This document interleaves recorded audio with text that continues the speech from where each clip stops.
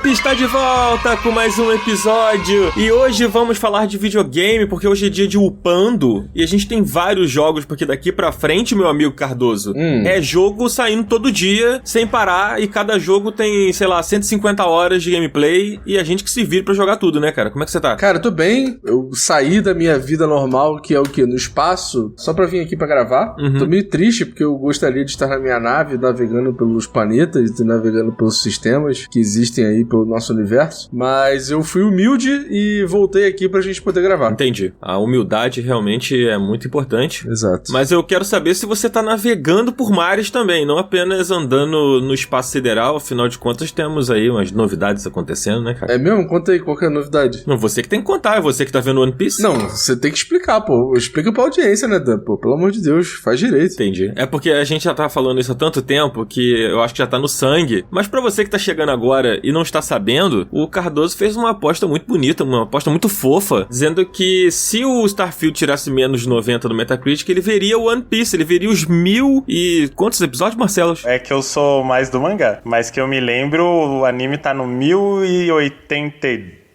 1083, isso dá muitas horas de conteúdo, né, Cardoso? Então, fico animado que você vai estar entretido aí por, sei lá, uns 3 anos, tranquilamente, assim. Eu já tô no episódio quase 30, eu acho. Aí, tá indo bem. Cara, eu acho incrível o quanto os caras conseguem enrolar e criar vários episódios pra uma coisa que deveria, sei lá, durar um episódio só, sabe? Mas tô gostando, tô achando legal. Que bom, cara. Não é como se Dragon Ball não fizesse isso também, né? Não, mas assim, não quer dizer que isso seja bom, né? Independente do anime, né? Dragon Ball ou One Piece continua sendo uma merda, esse negócio de ficar enrolando do cacete, né? O One Piece tem aquela parada de ter muito filler também, né? Tanto que tem o jeito de assistir o One Piece sem fillers, né? Que a galera tem na internet. Eu vi, a galera falou muito disso, desse One Piece, não sei o quê, mas eu tenho o meu jeito de assistir 30% a menos. Eu passo metade do episódio no celular e aí eu pego algumas informações, pego o que é importante e sigo minha vida, entendeu? É isso. O bom de saber japonês é isso, né? Só precisa ouvir, né? Exatamente. Exatamente.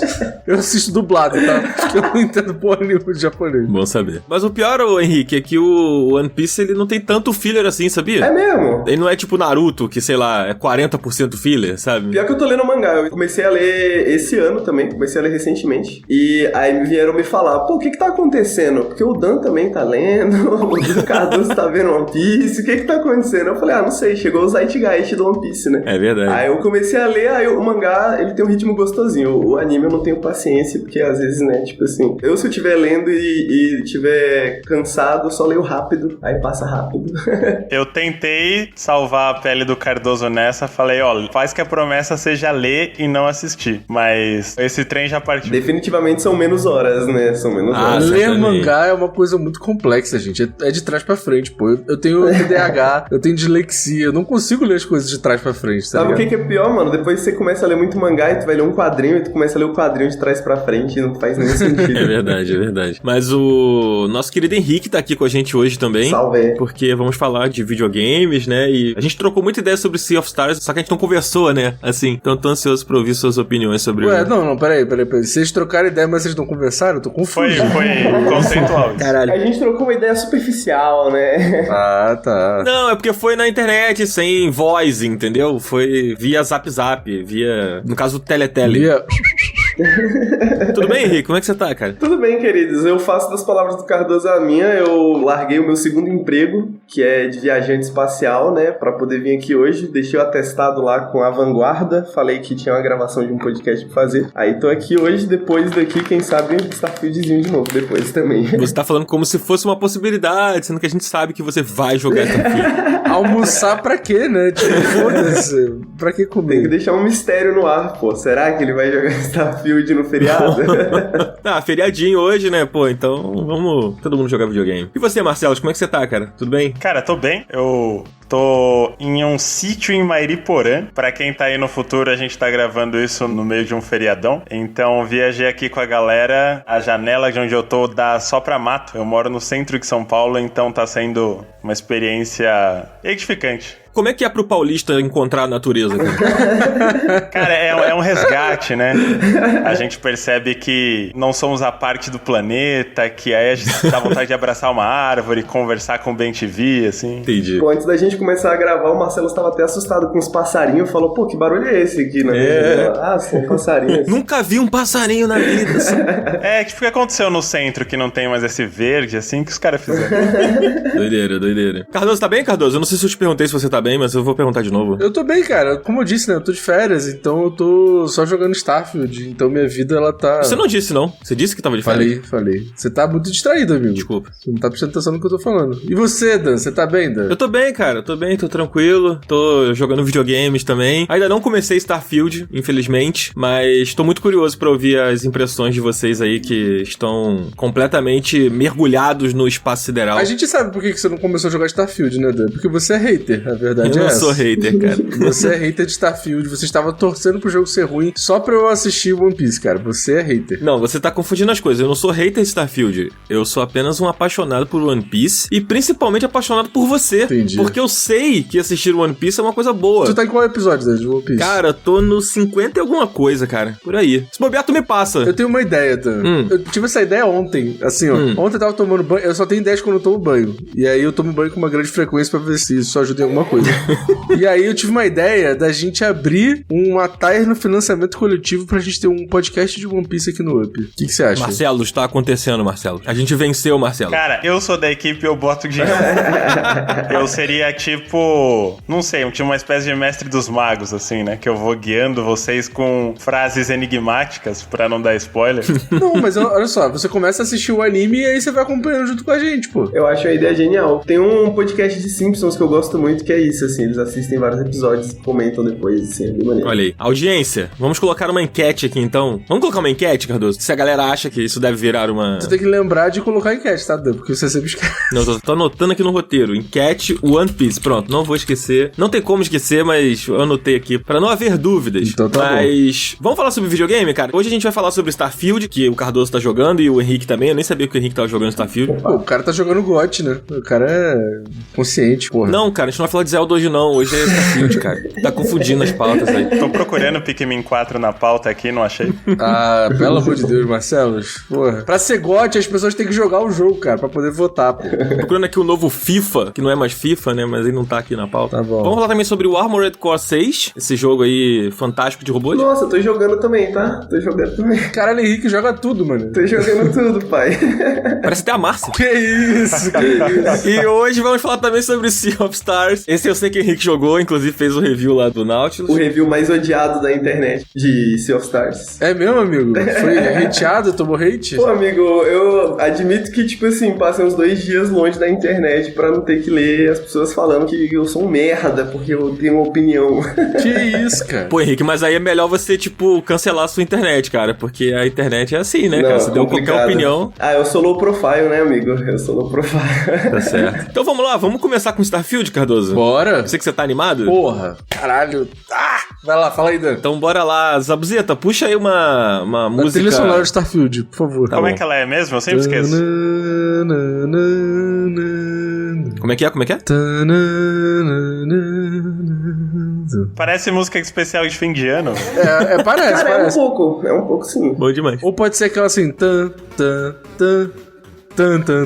do One Piece. Porra, essa é boa, hein? Essa aí pode puxar. Cara, o moleque é muito ditador. Eu fiz a do Starfield e aí ele falou, Tá uma merda. aí eu fiz a do One Piece e ele... Não, agora pode postar. Agora pode ser essa. Eu não conheço a do Starfield, cara. Você quer que eu me emocione com um negócio que eu não O ouvi moleque ainda, é cara? muito ditador, cara. Pô, é inacreditável. Caralho. Cardoso tá gostando de One Piece, tô feliz. Pô, eu tô no episódio 30. Se eu não tivesse gostando, eu teria desistido do episódio 2. Não, mas não interessa se você não gostar, você tem que assistir. Você prometeu? Ô, Henrique, você tá vendo como é que o moleque é ditatorial ali? É ditador Não, real. peraí, você faz uma promessa e perde. E eu estar cobrando a promessa que você fez. Mas mesmo se eu não tivesse gostando, se eu tivesse achando uma merda, a pior coisa que eu já vi na minha vida, eu ia ter que assistir tudo. É isso O nome disso é pagar a promessa, é você que fez, não fui eu.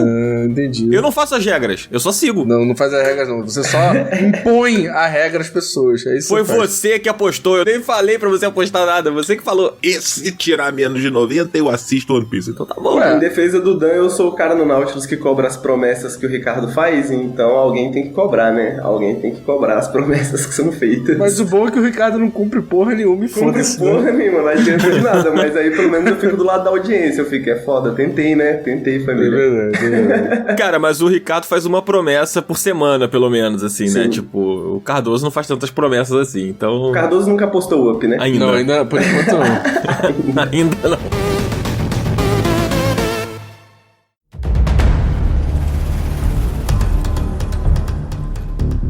Mas vamos lá, vamos falar de Starfield. Antes da gente começar a falar sobre o jogo, a gente tem que deixar claro aqui que, Cardoso tá jogando ainda, né? Então a gente vai trazer aqui meio que primeiras impressões, né, do Cardoso. E a gente tá com o nosso querido Henrique aqui que tá jogando também. Então vamos ouvir essas opiniões. Mas a gente vai fazer um Up Revisa mais pra frente, cara, que é um programa mais completão, dedicado 100% ao Starfield. Então, esse programa aqui é mais pra você que tá na dúvida aí se começa, se não começa.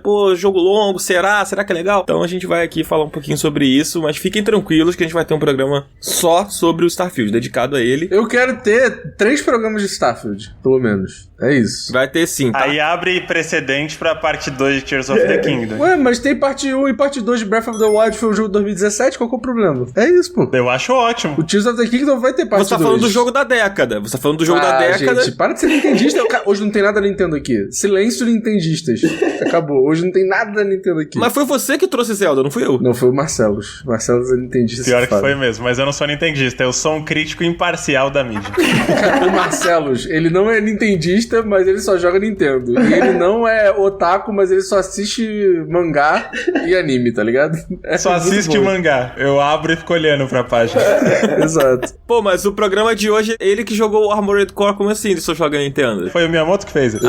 É que é japonês, né? Então pode. Mas, Cardoso, dito tudo isso que a gente disse aqui, do que se trata Starfield? Cara, Starfield, ele é um novo RPG de mundo aberto da Bethesda. É o primeiro novo universo da Bethesda em 25 anos. E ele se passa no nosso mundo, só que daqui a 300 e poucos anos. Então, tipo assim, é como se fosse um vislumbre do futuro daqui a 300 e poucos anos. E aí, o que aconteceu? Em 2050, mais ou menos, a humanidade começou a explorar o espaço, e daí pra frente eles foram colonizando planetas, foram indo pra outras galáxias, e aí, né, a humanidade fez o que a humanidade sempre faz, que é destruir tudo que ela tinha pela frente. Fez merda. Transformar tudo no inferno do caralho, e é aí que começa Starfield. Starfield, a história do jogo começa em 2330, eu acho, é alguma coisa por aí. Então, tipo, é o nosso universo daqui a 300 e poucos anos, sabe? E aí, cara, o jogo começa de uma maneira muito interessante. Eu não sei se todo mundo começa no mesmo ponto, eu não procurei muito sobre isso, até porque eu tô muito tendo a minha experiência, não tô pesquisando muito sobre o jogo e tal. Aí ele começa num ponto que você é um minerador que tá começando numa empresa nova de mineração, e aí você vai lá numa caverninha minerar e tal, e você encontra um artefato. Quando você olha, ele parece só um pedaço de metal, assim, mas você descobre que ele é um artefato. E aí quando você encosta nesse coisa, você tem uma experiência transcendental que faz você ser levado por todo o universo em um segundo e pum, você cai apagado, acorda, e aí começa a história do jogo, que é entender o que são esses artefatos, para que eles servem, onde vivem, o que comem, quem são as pessoas perigosas que estão atrás desse artefato, desses artefatos, será que é só um, será que são vários? Esse é o grande mistério do jogo. E aí você é colocado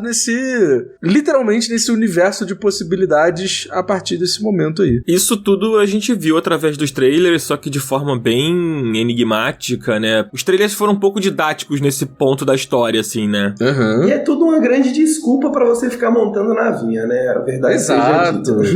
Não, e assim, essa é uma história que acontece, sei lá, na primeira hora de jogo, tá ligado? Uhum. O resto, tipo, eu tenho certeza que eu tô tendo uma experiência muito diferente da do Henrique, por exemplo. Tipo, pelo pouco ele me falou, tô na facção tal, eu nem encontrei essa facção ainda, tá ligado? Então, tipo, o legal de fazer essas primeiras impressões é que a gente fala um pouco de como é que tá sendo nossa experiência, mas a gente tem certeza que pra outras pessoas vai estar sendo completamente diferente, tanto que na nossa análise o esquema vai ser diferente, né? Tá, muito legal. É legal porque porque isso que você falou logo no iniciozinho, né, de que é o novo RPG de mundo aberto da Bethesda, não sei o quê, isso na verdade significa muita coisa, né? Acho que o último grande sucesso da Bethesda em termos de RPG foi o Skyrim. A gente teve, beleza, o Fallout 4 depois, que não foi tão bem recebido assim. Mas é legal, o Fallout 4 é maneiro. Eu acho que o Fallout 4, ele ficou legal com o tempo. Eu joguei o Fallout 4 quando saiu, assim, e eu não gostei muito quando saiu. Eu acho que eles foram arrumando um pouco a casa ali, melhorando o jogo com o tempo, sabe? Igual o Fallout 76, né, que é um jogo que saiu daquele jeito, e hoje a galera diz que tá bacana, assim. Eu não voltei pra jogar, mas hoje dizem que tá legal. Mas os RPGs da Bethesda, eles são muito famosos por ter exatamente esse elemento que você tá falando agora, Cardoso, que é tipo, cada um viver a sua própria história, né? Você vai se associar a organizações que às vezes um outro jogador nem passou por isso, nem viu isso, porque, sei lá, o mundo é tão grande, tão cheio de coisas, que, sei lá, o cara não teve a oportunidade de ter contato com isso porque pegou um caminho completamente diferente, né? E você tá sentindo isso no jogo? Tipo, se eu tivesse virado à direita aqui, talvez as minhas últimas horas teriam sido completamente diferentes, mas como eu virei à esquerda foi diferente? Cara, eu tenho isso o tempo inteiro, até porque o jogo me coloca na posição, às vezes, de ter que escolher um lado ou outro, ou um final ou um outro, e eu fico tipo assim, caralho, se eu tomar a decisão errada, eu vou foder o meu jogo inteiro. Tipo assim, pra eu saber o que vai acontecer do outro lado, eu vou ter que começar tudo de novo. E aí, cara, eu me vi nas, sei lá, 5 horas de jogo, 5 horas iniciais de jogo, tomando decisões no estilo Doctor Who pra caralho, assim, tipo, cara, uma nave que tava em órbita de um planeta, que tinha uma população dentro dessa nave que queria tomar conta desse planeta, só que já tinha gente no planeta e eu tinha que tomar uma decisão diplomática de quem ia ficar com o planeta, de como resolver essa situação, tá ligado? E tipo, isso em 5 horas de jogo. E eu assim, caralho, isso não fazia nem parte da história. Era uma coisa que eu encontrei aleatoriamente porque eu fui parar nesse planeta e aí tinha essa nave na órbita e a galera começou a conversar comigo. Então assim, eu já conversei com gente que nem passou por isso, nem sabe que essa missão existe, tá ligado? Cara, como tem, sei lá, 1 quintilhão de planetas, 1 milhão de sistemas pra você ir, não sei o quê, pode ser que muita gente nem passe por essa parte, tá ligado? Do jogo. E eu acho que, por enquanto, assim, pra mim, esse tá sendo um grande trunfo desse jogo, assim, que, cara, os diálogos são impecáveis, mano. Cara, as decisões, as escolhas, os diálogos, tipo assim, o fato de não ter um demonstrador ali do diálogo, do que, ai, se você escolher esse diálogo, sabe aqueles símbolozinhos que aparecem do lado do diálogo? Ai, o símbolozinho de luta, símbolozinho de paz, símbolozinho de não sei o quê, pra você ter que saber meio qual que é a direção que o diálogo vai. Não tem isso, tá ligado? Você tem que ler, interpretar e escolher o diálogo que você acha que não vai te atrapalhar, tá ligado? É, mas esses símbolos que demonstram qual é o sentimento que o seu personagem vai colocar na resposta, né? Isso é muito uma característica de jogos mais lineares, né? Sim. Aqueles jogos que são lineares, mas que querem fingir que tem ali uma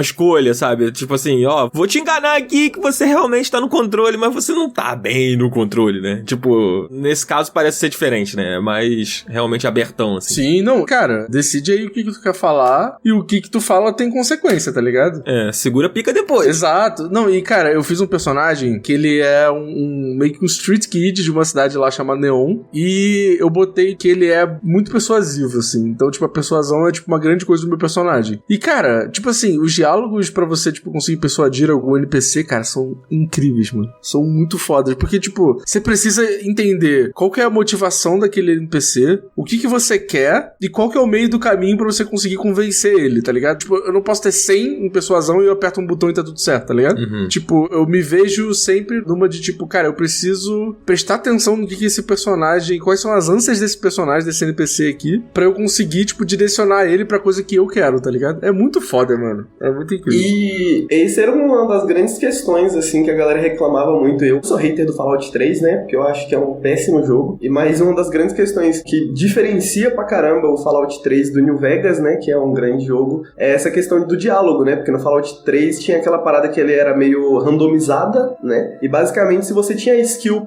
que não era garantido, você podia ter skill e mesmo assim não conseguir passar no teste. Então você fazia muito save scamming, né? Você fazia muito reloadzinho, porque tipo, porra, como que eu não passei no teste de 90% se toda a minha build é voltada pra essa skill, tá ligado? E basicamente todas as opções bloqueáveis eram as melhores opções do jogo, né? Então, tipo assim, pô, eu tenho essa skill pra ter essa opção, eu vou usar essa opção. Agora no Starfield você realmente tem que pensar no que você tá dizendo, né? Você tem que realmente pensar e ler e entender o que tá acontecendo, o que o personagem quer, quais são as motivações desse personagem pra você usar as melhores opções, né? Tipo, o personagem não sair puto com você não perder na persuasão, etc. Cara, você citou o New Vegas e o New Vegas é um dos jogos que tá na minha memória, assim, que me fez entender que, tipo, os RPGs digitais, né, podem ser, tipo, realmente muito chocantes, assim, e conseguir trazer aquele sentimento de RPG de mesa pro videogame, sabe? O New Vegas, ele tem muito isso, né, cara? Isso que o Cardoso tá falando que tem no Starfield, dos diálogos serem bem escritos e ter consequências e etc. Eu senti muito isso no New Vegas na época. Eu nunca rejoguei esse jogo. Eu acho que eu nem quero, na verdade. Eu prefiro deixar guardado na minha lembrança. Pô, eu tenho vontade de jogar o New Vegas por causa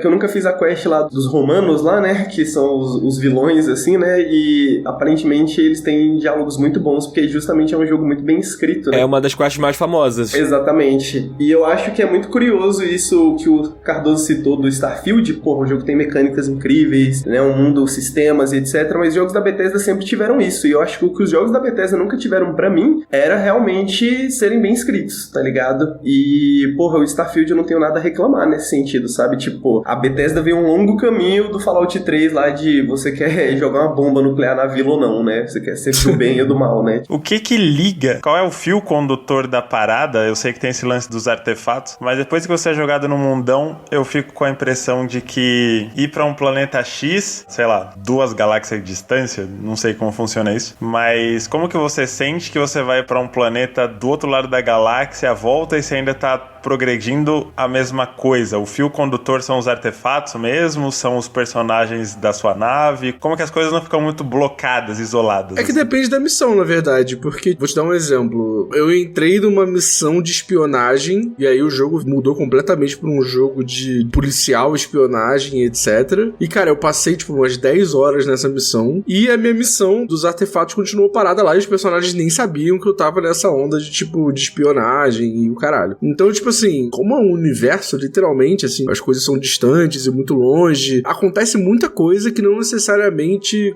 fazem um fio condutor ali. Então, assim, eu sinto que, na verdade, tipo, o fio condutor é a própria história que você cria, assim. Ele não é linear a esse ponto de ter um fio condutor que te leva do começo ao fim, sabe? É como se o fio condutor fosse o seu próprio personagem, né? Exato. É tipo um ponto central. É, e tem uma coisa também, tipo assim, é porque eu não quero dar spoiler, mas nesse universo existem coisas acontecendo ao redor dessa história dos artefatos que fazem você ter encontros aleatórios, que faz você, tipo, ir num planeta e encontrar alguma coisa que te liga nessa história dos artefatos também. Então, tipo, sei lá, às vezes você vai num planeta só porque você quer explorar, ou só porque você quer encontrar uma base inimiga, ou só porque você quer pegar algum recurso específico. E aí, quando você chega nesse planeta, você tem uma coisa que te liga a esses artefatos, assim. Só que o que é mais interessante pra mim é que, ao mesmo tempo que ele é um RPG da Bethesda e que ele tem todas as características que fazem um RPG da Bethesda, eu sinto que ele não é um Skyrim do espaço. Eu sinto que ele tá mais pra um Red Dead Redemption 2 do espaço do que pra um Skyrim, sabe? E por que eu digo isso? As coisas mais legais que acontecem pra mim, que aconteceram pra mim por enquanto, foram encontros aleatórios. E eram missões que eu peguei, tipo, aleatoriamente, assim. Então, por exemplo, algumas missões eu tava só conversando com um NPC, que por acaso ele me chamou a atenção no meio de uma cidade, eu tava andando, ele falou, ô, chega aqui rapidinho. E aí eu fui lá, conversei com ele, peguei uma missão incrível. Ou são personagens que, sei lá, eu pulei pra um sistema, eu fiz uma dobra pra um sistema, e aí nesse sistema tinha uma nave, e aí essa nave começou a conversar comigo, uma pessoa que tava dentro da nave começou a conversar comigo, e aí eu peguei uma missão incrível. Então ele tem aquela coisa que o Red Dead tem, de você tá simplesmente andando pelo mapa, e você encontrar uma missão, ou uma pessoa que tá precisando de ajuda, que tá precisando de alguma coisa, e isso te leva pra algum lugar incrível. Quando eu falo de Red Dead, eu sempre lembro daquela missão do serial killer, tá ligado? Vocês lembram dessa missão? Sim, sim. Que você tem que achar os rastros, né? Exato, só que, tipo assim, ela não te fala nada, não tem uma pessoa falando,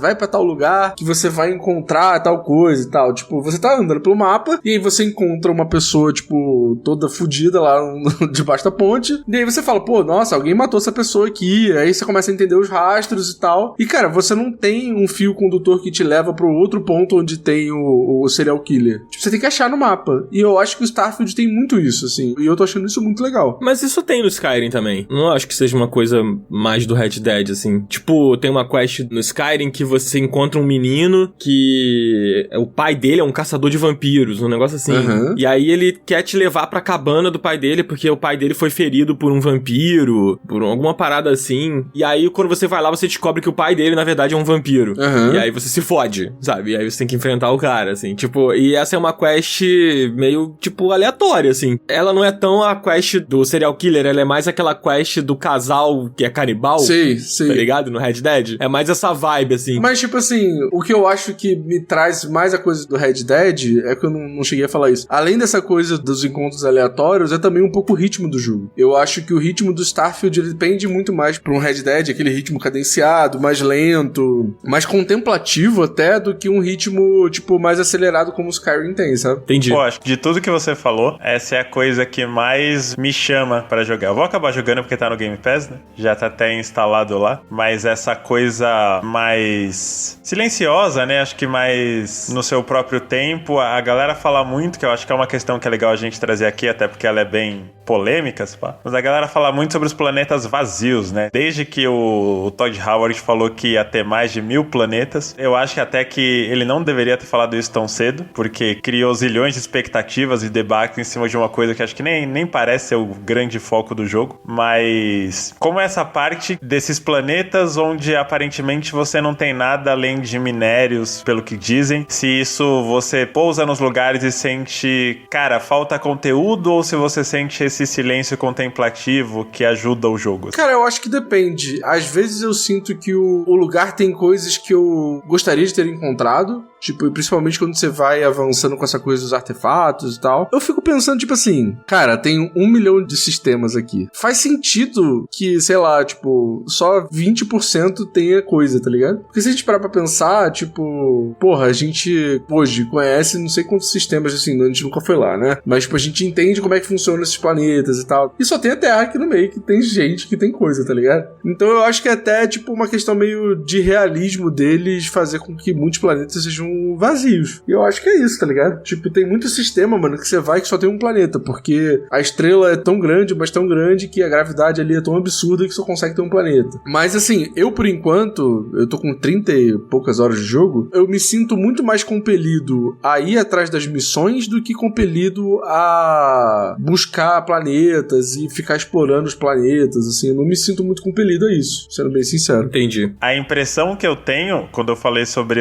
aquela parada do Todd Howard de 1000 planetas, não é nem que ele deveria ter conteúdo para esses 1000 planetas. É que eu acho que não é o ponto. Não é o ponto de um RPG, dessa coisa da fantasia, de exploração espacial. Eu sei que é legal você passar uma ideia de infinitude, mas esses planetas terem ou não tanta coisa para fazer, eu acho que não é o ponto do jogo. Acho que o ponto do jogo é mais essas pequenas histórias, esses personagens que você encontra, como as coisas vão se relacionando. Pelo menos é o que eu vejo dos jogos da Bethesda, geralmente é isso, né? E é exatamente isso. É tipo, o Starfield são os amigos que a gente encontra pelo caminho. É isso. Mágico.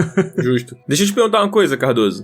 Os RPGs da Bethesda são muito conhecidos por terem muitos bugs, por serem meio engasgados e tal. E, curiosamente, eu não vi nenhum comentário sobre isso na internet. Até o momento, pelo menos, assim. Na verdade, minto. Vi um comentário. Você passou por alguma coisa? Você tá sentindo isso nesse jogo? Ou ele é diferente nesse ponto? Cara, assim, tô com sentimentos mistos em relação a bug, porque, assim, certamente é muito diferente de um Skyrim, por exemplo, que era bem bugado. E até o próprio Fallout, assim. O Fallout eu fui jogando no PC há pouco tempo, Fallout 4, e ele continua bugado. É bem diferente disso. Eu acho que ele é um jogo bem polido, até. Mas vale falar que eu tô jogando num PC, tipo, excelente. Um PC muito bom. Eu não sei se no Xbox ele vai rodar da mesma forma. Não sei como é que ele roda no Xbox. Eu não tive acesso eu não tenho Xbox, né? Então não tem como ver. Mas eu tô rodando ele num PC muito bom. E eu instalei um mod do DLSS, né? Porque, infelizmente, eles fizeram uma parceria com a AMD e o jogo só veio com a tecnologia lá de upscaling da AMD, que é bem mais ou menos, assim. E aí eu instalei um mod do DLSS e ele tá funcionando super bem. Tô conseguindo rodar o jogo, tipo, a 80, 90 quadros por segundo, assim. Né? Eu sei que no Xbox ele tá rodando a 30. Ele é um jogo muito pesado. Eu acho ele muito pesado, porque graficamente ele é muito bonito. Eu acho que ele é o jogo mais bonito da Bethesda, assim. Ele é muito bem feito, muito bonito. Os gráficos são super incríveis, assim. Então ele é um jogo bem pesado. Mas eu já tive alguns bugs, uns meio bestas, assim. Tipo,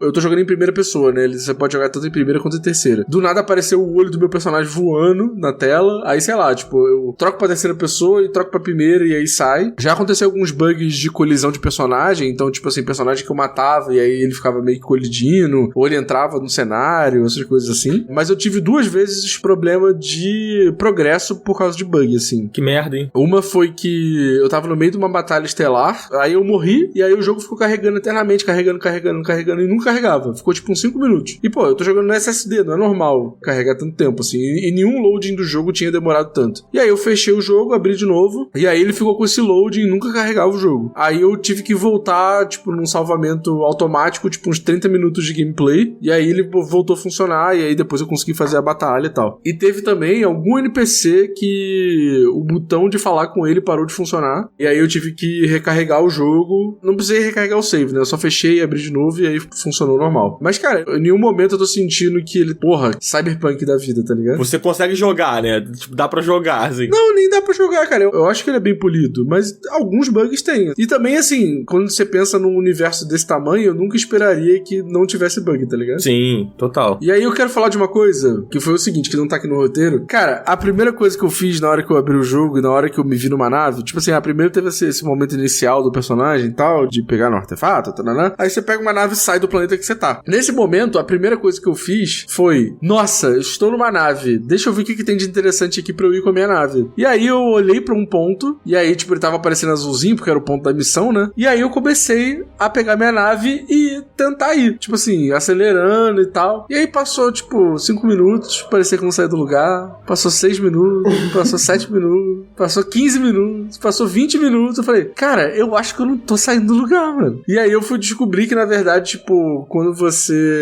vai de um ponto ao outro, você tem que usar o mapa e não, tipo, acelerar a nave até chegar no ponto que você quer ir, tá ligado? Então toda a navegação de nave é pelo mapa, não é acelerando a nave como, sei lá, no Man's Sky, por exemplo. O que, primeiro, eu fiquei um pouco chateado. Primeiro eu fiquei, eu queria andar com a nave, aquela coisa. Mas depois de um tempo, e principalmente depois de um vídeo que eu assisti, fez todo sentido que eu vi uma mina, uma streamer americana, que ela foi da órbita até o chão de Plutão, tipo, dirigindo a nave, tá ligado? E aí ela demorou 7 horas pra fazer isso. E aí quando ela chegou, eu acho que o jogo, ele não esperava que uma pessoa fosse ficar 7 horas fazendo isso. Deu um bug lá, o planeta não funcionou, ela não conseguiu entrar, enfim. Sabe qual que é a parada? E aí eu fiquei pensando, pô, faz algum sentido, tá ligado? Você não vai de um planeta pro outro em 5 minutos, nem 10 minutos. E aí eu fiquei naquele misto de, isso aqui é um videogame, isso aqui é uma simulação, isso aqui, tá ligado? Tipo, eu gostaria de pegar a nave e andar até lá, porque é um videogame. Mas ao mesmo tempo, tipo, faz sentido pra esse universo que eu não consiga pegar a nave e em 5 minutos sair em outro planeta, tá ligado? Entendi. Eu tenho essa sensação também. Eu acho complicado porque, tipo assim, pô, tem algumas coisas que você espera, né? Tipo assim, pô, você andar ali da órbita até o planeta, tipo, você, sei lá, pegar a sua nave e voar ali pela atmosfera do planeta, igual você faz no Man's Sky, assim, que você sobrevoa o planeta, né? Tipo, é uma parada que você espera que seja mais simulado, né? Mas eu acho que é muito videogame e eu acho que pra mim faz sentido, assim, nesse sentido de, tipo, poderia ter, mas não é algo que você quer realmente fazer, né? Porque, tipo, você não vai conseguir muita coisa fazendo isso. Então, no final das contas, eu sinto que esse flow que o jogo constrói, assim, de tipo, mano, você faz um fast travel não só de um planeta a outro, mas, tipo assim, de uma estação até um lugar específico no outro planeta e com um botão você tá, tipo, lá, tá ligado? De, tipo, você sai de Nova Atlantis e você tá direto num bar em Marte, tá ligado? E eu sinto que no flow do jogo faz sentido, né? No sentido de, tipo assim, pô, mano, às vezes você não quer perder esse tempo, né? Tipo assim, se você precisasse fazer isso toda vez, ia ficar um porre, né? Sim, exatamente. Mas eu sinto um pouco de falta, mas ao mesmo tempo faz muito sentido porque, mano, você vai de muito lugar pra muito lugar muito rápido, tá ligado? Então... Sim. Ele meio que já, tipo, respondeu essa pergunta pra você, tipo, não precisa, tá ligado? Você não precisa ficar andando por aí. A gente já resolve isso aqui com fast travel e já era. E aí eu tava até conversando com o Henrique antes da gente começar a gravar. Gente, se vocês têm PC, você tem que instalar esse jogo no SSD. Não tem a menor condição de você jogar esse jogo no HD normal. Tá nos requerimentos mínimos.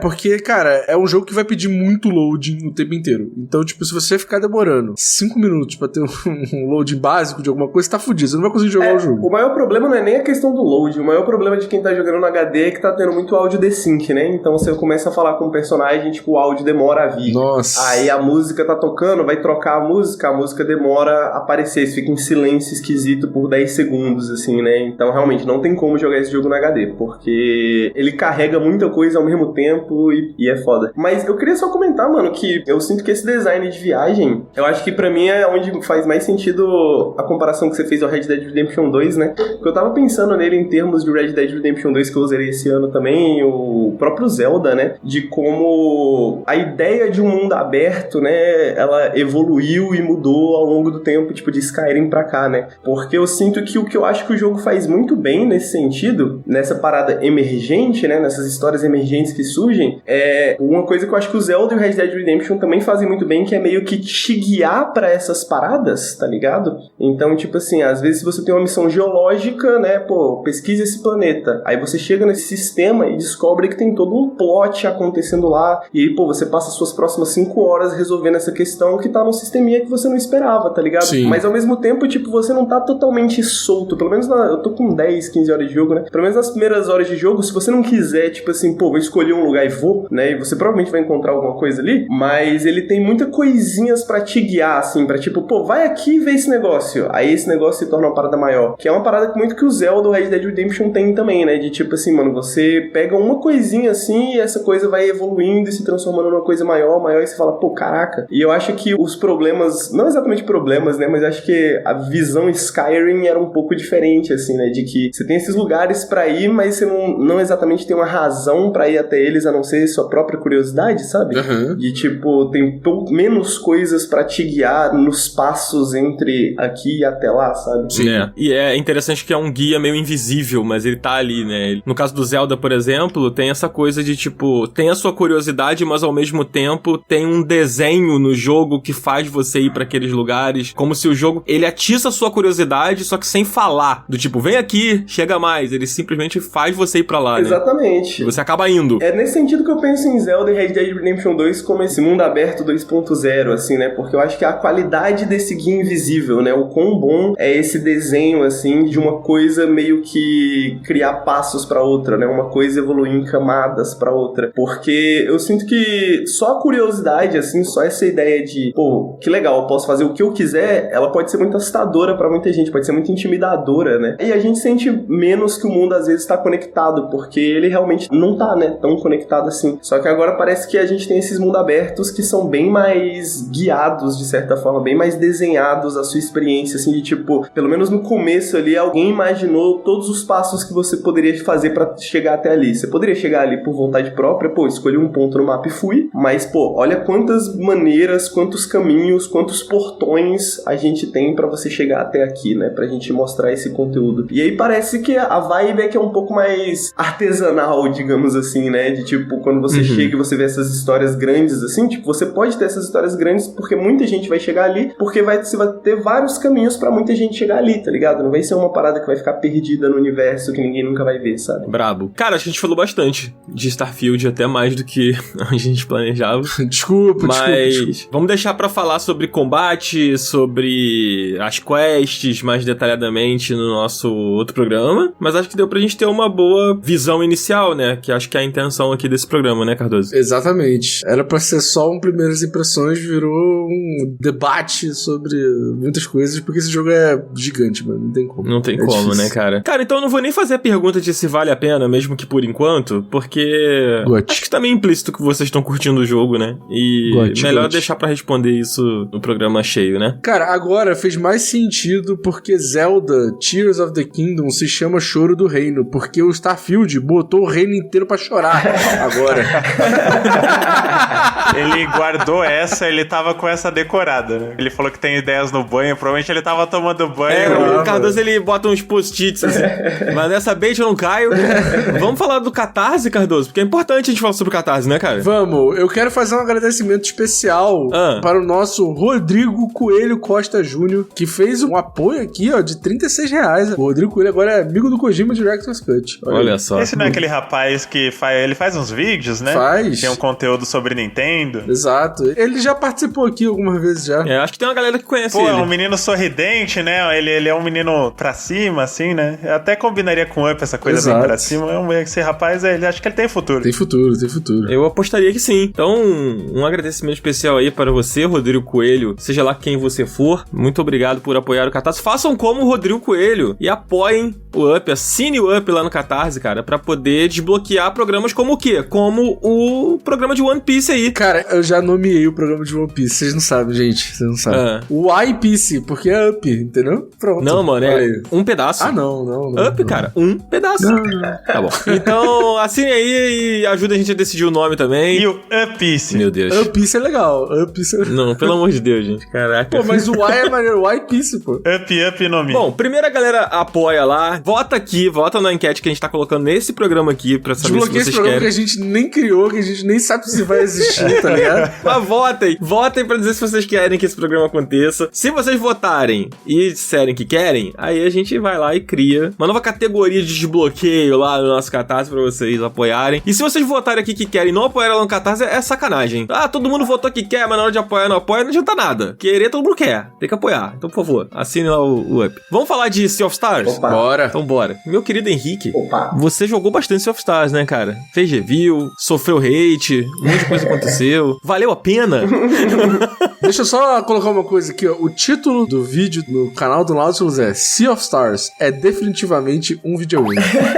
Análise e review. Ô, Henrique, além de ser um videogame, o que é Sea of Stars, cara? Cara, Sea of Stars é definitivamente um videogame, né? Ele é um JRPG inspirado nos clássicos dos anos 90, né? Querendo ou não, algumas pessoas reclamam que não, mas isso foi dito pelos próprios devs, né? Tipo, estão se inspirando em Legend of Gaia, em Chrono Trigger e coisas do tipo. Porra, é um jogo lindo, acho que todo mundo, né, desde que colocou o olho pela primeira vez no jogo, viu que o jogo é maravilhoso e realmente ele é um jogo maravilhoso. E ele é essa história sobre dois filhos do solstício, né? São duas crianças que foram deixadas nesse local de treinamento para se tornarem filhos do solstício, dominarem sua magia inata. Uma é a Valerie, que ela nasceu no solstício de inverno, então ela domina o poder da lua. O outro é o Zale, que domina o poder do sol. E vocês saem em muitas aventuras pelo mundo, né? Como um JRPG. Eventualmente você acha um barquinho, você sai por aí pra navegar. E pra impedir o mundo de acabar, né? Porque um JRPG, o mundo tem que estar em risco de acabar, né? Tem que ter. É obrigatório. Esse lance dos filhos do solstício, eles são personagens que fazem parte de uma espécie de profecia, né? É o que o jogo mostra, assim, que de tempos em tempos essas crianças são abençoadas com a magia, né? E o destino delas é salvar o mundo, assim. Ao menos essa é a história que a gente recebe nas primeiras horas do jogo, né? E que você tem um grande destino te esperando ali, e aí, a partir do momento que você é descoberto como uma criança com esses poderes, você vai pra uma espécie de uma escola de magia, sei lá, pra ser treinado e aprender a dominar os seus poderes e etc, e poder fazer a profecia se cumprir, né? Você ser esse personagem que vai partir nessa grande aventura, assim. E eu acho muito curioso que o Henrique tá chamando o jogo de JRPG, sendo que ele não é japonês, né? Não é, mas né? ele se comporta exatamente, ou ao menos ele tenta se comportar como jogos japoneses, né? Como RPGs como Chrono Trigger, Secret of Mana, Breath of Fire. Tem um pouquinho de Zelda também, né? Não sei se o Henrique sentiu isso, mas ele tem um pouco do Zelda Super Nintendo. Zelda 2D, né? Isso, exatamente. Acho que os desenhos de Dungeon lembram em algumas coisinhas, assim. Lembram um pouco. Mas eu queria já de cara, assim, puxar uma pauta meio polêmica, assim, que é uma coisa que eu até conversei com o Henrique. Eu acho curioso que o Henrique tá aqui gravando. O Henrique sofreu hate porque comentou algumas coisas e eu penso muito parecido com ele em certos pontos, então eu queria puxar isso aqui. Ele tem uma certa falsa nostalgia dentro dele ali, porque ele tenta muito ser parecido com certos jogos como esses que eu citei, e outros, assim, que acho que pessoas que jogaram outros jogos da época talvez vão achar referências, porque realmente ele se inspira numa época, né? Não exatamente num jogo específico, assim. Mas ao mesmo tempo ele tenta não se inspirar, parece, sabe? Ele tenta não repetir certas coisas que esses jogos fazem, e eu acho que quando ele tenta não ser muito parecido, talvez em algumas coisas que hoje são consideradas ruins, né? Como ritmo, como algumas burocracias da época, ele tenta cortar essas coisas. Nesse ponto, eu acho que ele fica muito distante dos RPGs japoneses, assim. E como o marketing foi muito trabalhado em cima disso, e eu não sei se o Henrique sentiu essa mesma coisa, assim, mas o marketing foi muito trabalhado nesse ser um jogo, tipo, pô, ele tem o compositor do Chrono Trigger ali, fazendo, sei lá, não sei quantas faixas que são, assinadas por ele. Acho que são 8 ou 10 faixas, né? Acho 10 faixas. Aí, pô, é coisa pra caramba, né? Se você parar pra pensar. E são maravilhosas, é maravilhosa a música. Sensacional, realmente. a trilha sonora acho que é um dos pontos altos do jogo, inclusive. Eu acho que quando o marketing vende isso, e aí o jogo ficou sendo muito comentado, etc., eu criei uma expectativa de que eu ia pegar o jogo e eu ia matar saudade de uma época, sabe? Ia ser, assim, tipo, uma recriação de uma memória através desse jogo. E eu não sinto isso durante o jogo inteiro. Eu sinto que eu estou jogando um RPG moderno que tem inspirações em jogos clássicos, sabe? Mas eu não acho que ele se comporta como esses jogos, e aí cria um sentimento muito conflitante. Como foi pra você, Henrique, jogar o Sea of Stars? Você acha que a nostalgia dele funciona? Como é que é essa parada? Cara, eu tinha jogado a demo, né? E aí eu acho que a demo deixou bem claro, assim, que ele tinha ideias de como modernizar o gênero, assim. E honestamente é um gênero que eu sinto que ele... Não que ele necessita, mas... Pô, eu acho que existe espaço pra gente pegar as ideias dos JRPGs, né? Tipo, Chained Echoes faz isso, que é outro JRPG que não é JRPG, que é alemão. E eu acho muito interessante comparar os dois, porque eles ambos se inspiram nos mesmos jogos, mas eles interpretam as ideias de maneira muito diferentes, né? As ideias do JRPG. E aí, o meu problema com ele, tipo, ele realmente, ele não me pega, assim, na nostalgia, mas tudo bem também ele não me pegar na nostalgia, né? Tipo assim, eu estava disposto a pensar, pô, vamos procurar essas ideias novas aqui, vamos ver o que dá pra fazer com ideias novas, como que dá pra gente transformar o gênero. Mas, ao mesmo tempo, eu sinto que... as coisas que ele tira, né, acho que a gente não para às vezes pra pensar no que ele acaba perdendo, né, tipo, quando ele toma essas decisões, né, e o que eu quero dizer com essas decisões? É tipo, pra quem não sabe, o Sea of Stars foi feito pela galera do The Messenger, né, que ele é um jogo que ele tem meio que essas ideias também de ser inspirado em jogos de plataforma 8, 16 bits e etc, Metroidvanias e por aí vai, e eu sinto que ele me parece isso, assim, um dev que tem muita experiência, né, ou que tem experiência com jogos mais de ação, pensando em como fazer um JRPG. Então ele tem bastante aperto de botões, né? Você tá o tempo inteiro apertando botões, assim, tipo, é um jogo bem ativo. Então você usa o botão pra fazer a travessia, né? Você aperta pra subir, pra escalar, pra pular, pra fazer algumas coisas assim. Você não pula solto, né? Mas você pode pular de uma plataforma pra outra se tiver um espaço. Inclusive, me incomoda muito que você tem que apertar o botão pra subir a escada. Exato. É tipo, é esquisito, né? Porque você espera que se você só apertasse pra cima, assim, pra frente, sim, né? Você conseguiria subir a escada, né? Mas ele tem essa de, tipo assim, ele quer fazer você apertar botões, né? E a mesma coisa no combate, né? Ele quer fazer você apertar botões. E eu sinto que ele confunde um pouco, às vezes, de, tipo assim, ser engajante, ser divertido e ter um significado para as coisas que você tá fazendo, né? Porque eu sinto que ele é um jogo muito engajante, porque você tá sempre apertando esses botões. No combate, as habilidades requerem você aperte o botão no ritmo e etc. Então ele é engajante, ele é divertido, mas eu não acho que isso necessariamente deve ser confundido com ser bom, né? Porque eu sinto que acaba ficando um sistema um pouco vazio, de certa forma, né? Não, eu acho legal a gente entrar no combate, já que você puxou, porque pra galera entender, a galera que não jogou, né? O combate, ele é um combate por turno, assim como a grande maioria dos RPGs japoneses lá dos anos 90 ali, início dos anos 2000, mas ele tem essa dinâmica de, tipo, cada personagem que você tá enfrentando, cada inimigo tem um timing diferente pra te atacar. Eles dão uma quantidade considerável de dano com seus ataques, assim. Eles carregam os seus ataques por X turnos, e aí você tem X turnos pra ou derrotar eles, né, ou impedir que o ataque deles seja mais poderoso. Então, até nisso, né, de você impedir que o ataque seja mais poderoso, você também tem um timing de ataque, pra ficar mais claro. Toda vez que você dá um golpe físico, por exemplo, com seu personagem, vou dar aqui uma espadada com o Zale, você tem um timezinho pra apertar o botão pra que esse ataque seja dobrado. E às vezes você precisa dar 2 ataques físicos em um inimigo pra que o próximo ataque dele não seja tão poderoso. Ou seja, você precisa acertar o timing do seu ataque pra conseguir reduzir 100% o próximo ataque do seu inimigo, né? E com isso ganhar tempo e fazer com que os turnos sejam mais efetivos pra você. Então, é bem, de certa forma, um pouco burocrático isso. Você tem que dominar o timing, você tem que, tipo, saber a hora certa de apertar os botões pra conseguir lidar com o desafio que tá entre os turnos ali. Ele tenta ressignificar um pouco essa coisa dos turnos, né? Não é tão pensar, é mais agir durante os turnos, assim. Eu tenho uma pergunta.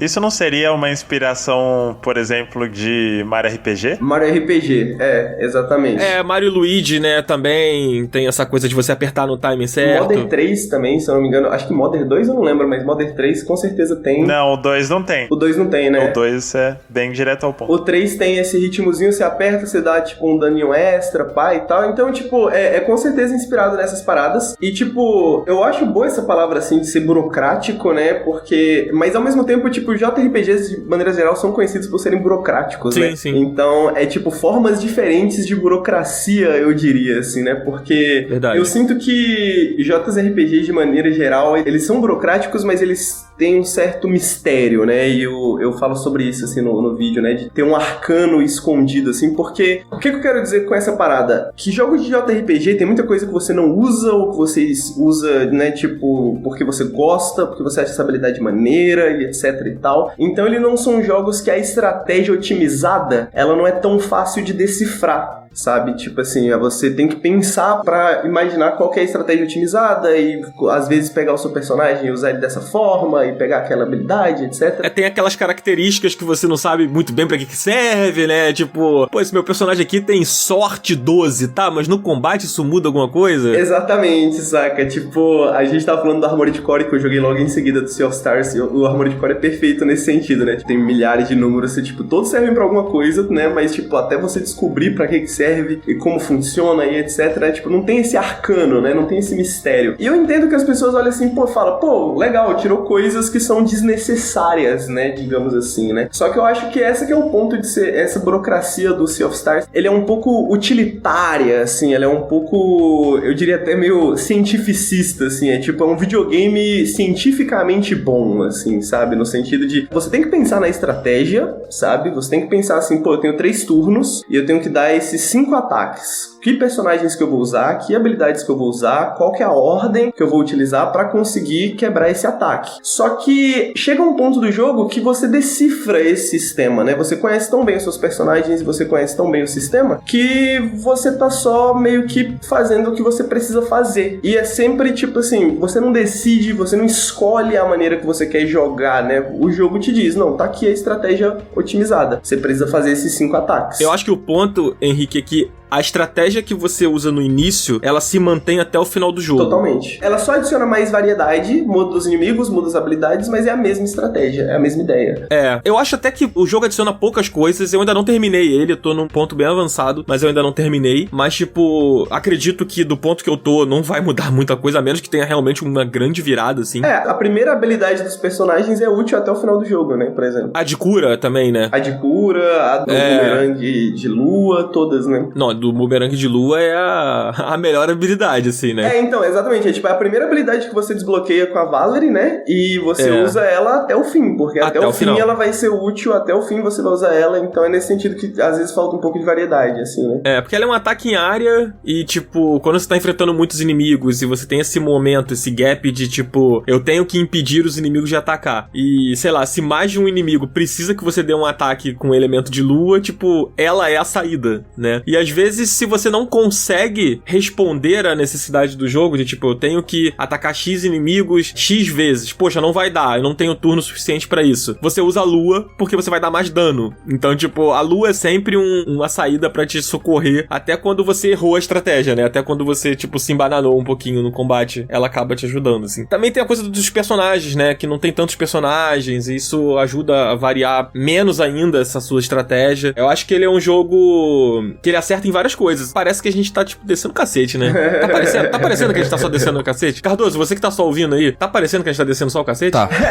O que eu acho que rola, o ponto do Dan e do Henrique parece pra mim um pouco diferentes, né? Eu acho que o Dan tá falando mais sobre a expectativa que o jogo quis criar pela estética, né? Principalmente na publicidade do jogo. E o Henrique, eu posso estar sendo tendencioso porque eu vi o vídeo do Nautilus, mas eu acho que a parada que pegou foi mais... Ele se esforça muito pra coisas que poderiam ser menos burocráticas, ao mesmo tempo que nos RPGs antigos a gente tinha um sentimento de que algumas coisas eram maiores do que a gente conseguia compreender. Perfeito. Nos sistemas, na complexidade e tal. A gente terminou vários jogos sem saber o que todos os status, todas as coisas faziam, mas isso dava uma sensação de que ele era uma coisa muito mais profunda e mais grandiosa, assim, na nossa memória afetiva. Acho que é mais isso, né? Total, significado, né? Tem um significado por trás mesmo das coisas que a gente não entende, né? E o espetáculo da coisa, assim, também, né? Porque eu sinto que esses JRPGs dos anos 90, assim, eles são jogos extremamente limitados, né? Mecanicamente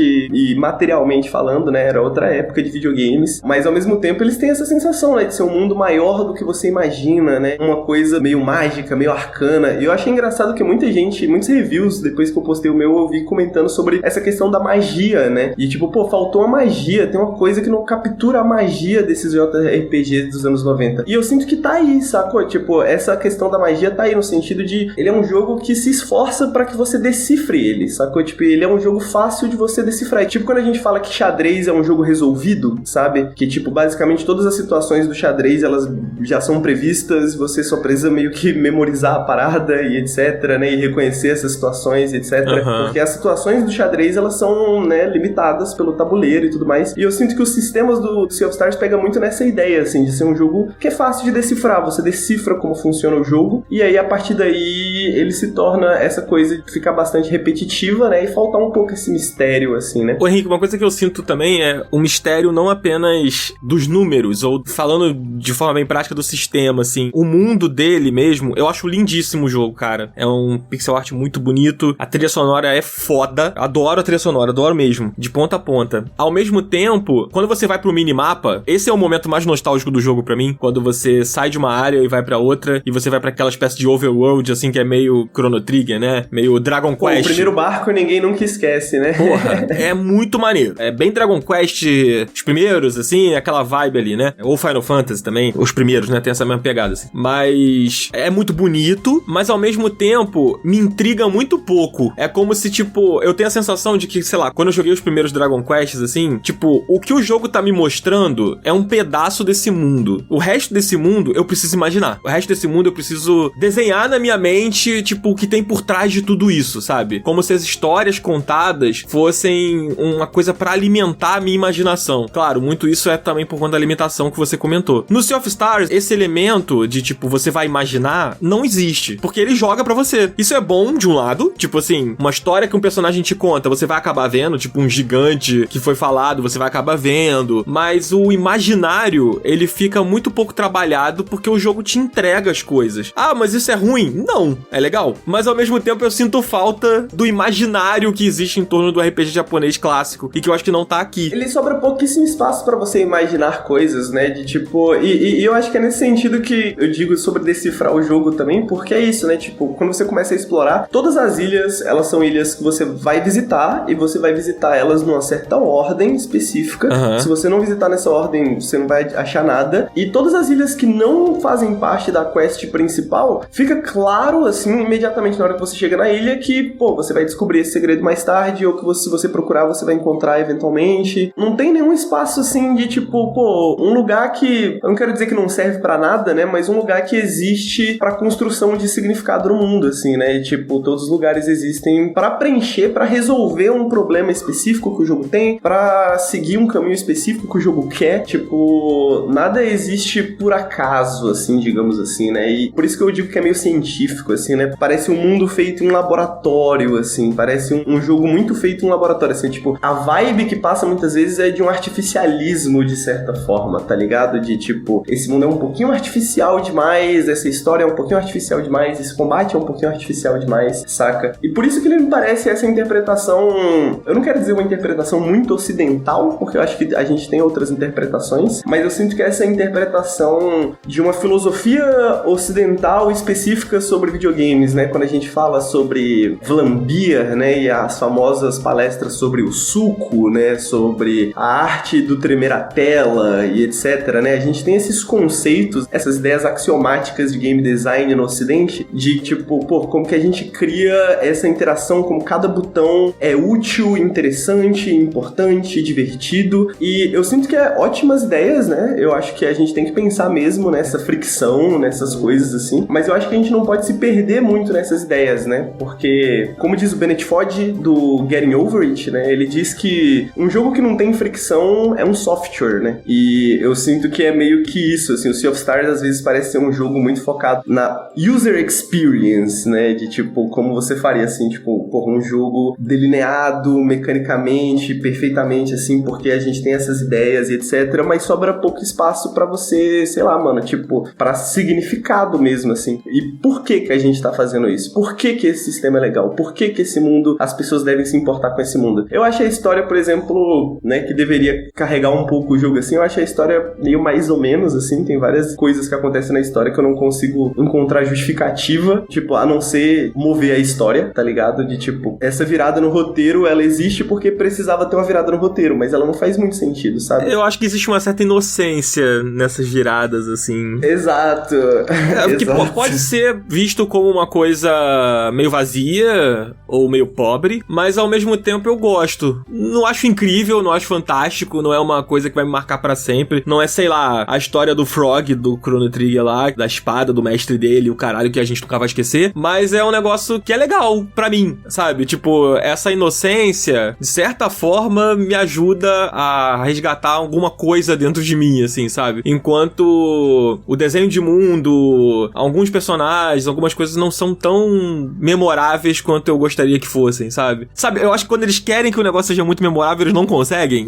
Eu tenho um pouco essa sensação, assim. Tipo, aquela coisa que eles falam no início do jogo sobre o dragão que fica enrolado em volta da montanha e que se ele acordar, fudeu, né? Tipo, eles falam isso no início do jogo. E aí, quando você tem um momento que você vê o dragão pela primeira vez, sabe quando é tipo assim, porra, a esquerda vai gostar disso aqui? É tipo assim, sabe? É essa vibe, assim, agora vai ser aquele momento do dragão e todo mundo vai olhar e falar, puta, muito foda. E eu não achei. Eu olhei e falei, tá, legal, o dragão ali. Quando eles querem impressionar, eles não impressionam. Eu acho que eles impressionam nas coisas pequenas. Tipo o Gal, que é um personagem maravilhoso. Pra mim. Eu também gosto muito dele. Mas eu sinto que é isso, sabe? Tipo, você falou dessa questão da inocência, e eu sinto que é bem essa palavra, assim, inocência, porque eu sinto que, às vezes ele parece muito um desenho dos anos 80, um desenho dos anos 90, mas especialmente um desenho bem family friendly, assim, sacou? De tipo, meio que um desenho feito pra crianças, mas feito por pessoas que não entendem crianças, assim, sacou? De tipo, vamos passar uma ideia legal pras crianças, tá ligado? Enquanto você pode ter outros JRPGs que, por mais que eles tenham uma ideia bem anime, assim, uma ideia bem jovem, assim, eles têm uma certa confiança, assim, tipo, vamos fazer um bagulho inocente, mas vamos falar sobre coisas, né? Vamos falar sobre coisas. Mesmo uma criança, um jovem, né, vai entender isso aqui, vai se conectar com isso aqui, confiança nas crianças, assim. E eu sinto que o Gal, por exemplo, ele se separa muito do resto do cast, porque ele é o único personagem que tem isso, sacou? Tipo, ele é o único personagem que tem algum conflito mais sério, assim, tipo, questões mais reais, assim, né? Tipo, não acho que é um spoiler muito grande, que dá pra ver no trailer, mas ele não tem um olho, né? E ele perde esse olho logo no começo, e ele perde esse olho meio que por culpa dos amigos, né? E mesmo assim ele continua amigo desses amigos, né? Então, tipo assim, ele é o único personagem que pra mim ele entra nesses temas, ele entra nessas ideias que eu falo assim, porra, tá aí, isso aqui é memorável, tá ligado? Como você falou, acho que a palavra perfeita é memorável também, porque eu pensei muito nessa palavra enquanto eu jogava o jogo. Ele tem muita coisa que é muito bonita, mas pouca coisa é memorável, sabe? De tipo assim, pouca coisa você fala assim, pô, legal isso aqui vai ficar comigo ao longo do tempo, sacou? Tipo, as semanas depois de eu fechar o jogo. O Grawl, por exemplo, ele é um que consegue. Ele fura esse cast, assim, ele fura o resto da história pra mim. E tipo, porra, essa história do Grawl, ela é memorável. Do jeito que ela começa, o jeito que ela vai até o fim, tá ligado? Tipo, porra, é realmente memorável. É verdade. E pô, o jogo tem coisas boas, né? Parecendo que eu tô metendo o pau no jogo aqui, mas é porque eu acho que ele é um jogo que muita gente decidiu que gostava, sacou? Tipo, antes de jogar, assim. Muita gente decidiu que, pô, esse jogo é bom. Eu assumo essa culpa, tá?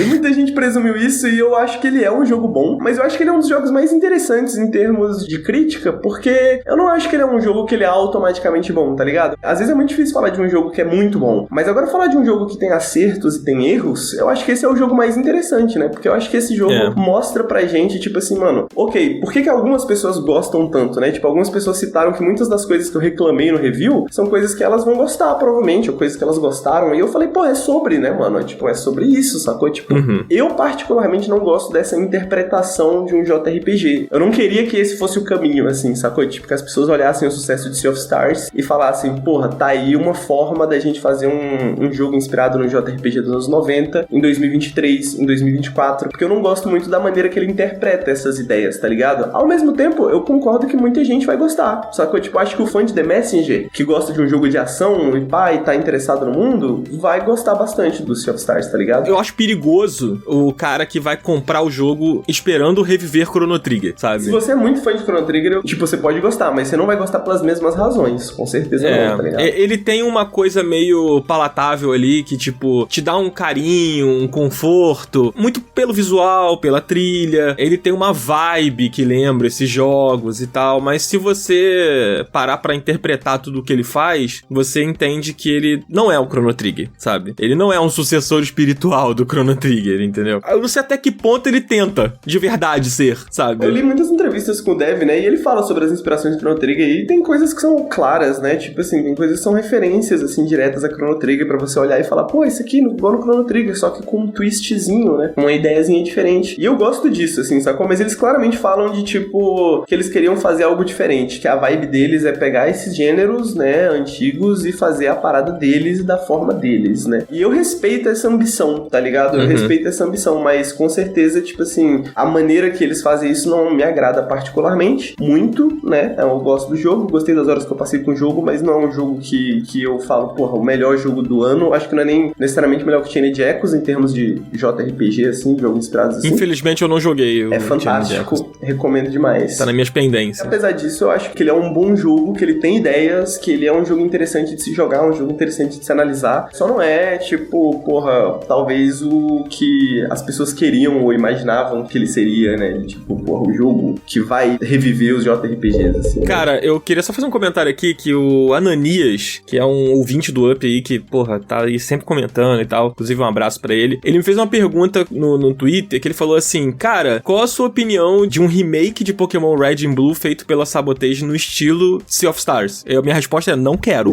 Assim, ficaria muito bonito, visualmente, assim, provavelmente, mas sem uma supervisão da Game Freak ali na parte criativa, principalmente, eu não sei se seria legal. Eu acho que seria uma reinterpretação que talvez eu não me agradasse muito, sabe? Eita, que barulho foi esse aí, ô Marcelos? Você ouviu, Marcelo, esse barulho aí? Qual? Do Pix caindo aí da Game Freak? Tá aí, ó. Eu tenho que sempre citar aqui, né, a minha empregadora. Eu acho que eles têm ideias muito específicas, né? A Sabotage Studio tem ideias muito específicas de como fazer um videogame, digamos assim. Eu acho que quem gosta da Sabotage Studio poderia gostar dessa ideia. Mas é isso, eu sinto que as ideias deles são muito diferentes de qualquer outro JRPG, assim. Não tem nada exatamente igual o Sea of Stars, tá ligado? Ele é um jogo inspirado em vários jogos, mas, tipo, eu não sinto que existe nada que segue essa filosofia assim e tal. E essa ideia, né? Se fosse pra fazer um Pokémon, eu não acho que esse é exatamente o forte deles.